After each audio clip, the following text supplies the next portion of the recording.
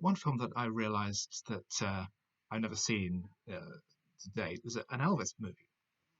So I recently noticed that King Creole was airing, so I caught it and watched it, and I really quite enjoyed it.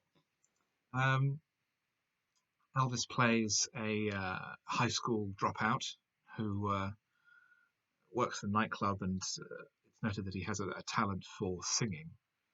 So as he starts to make his way in the world of New Orleans nightclubs, he catches the attention of a local gangster played by Walter Matthau, and he and his family get more involved in the local crime scene than they had anticipated.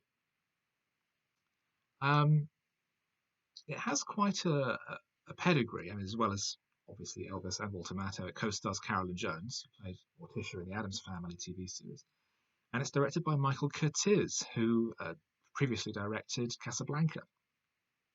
So it's a pretty classy affair.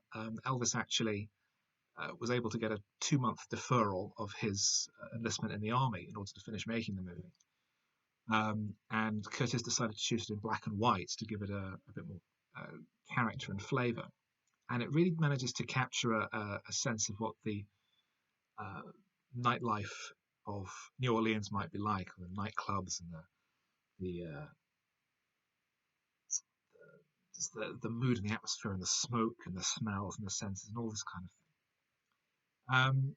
I had been a bit apprehensive on how the music would be integrated into the story, but because he's a singer professionally, all the songs take place within a natural context. He's always singing on stage or just quietly singing to himself. So there wasn't a moment where he suddenly picks up his guitar and starts singing a song to somebody. Um, and he's a pretty good actor. His on-screen chemistry with Walter Matthau, who's very good as a gangster who manages to sort of slide easily between being menacing and charming.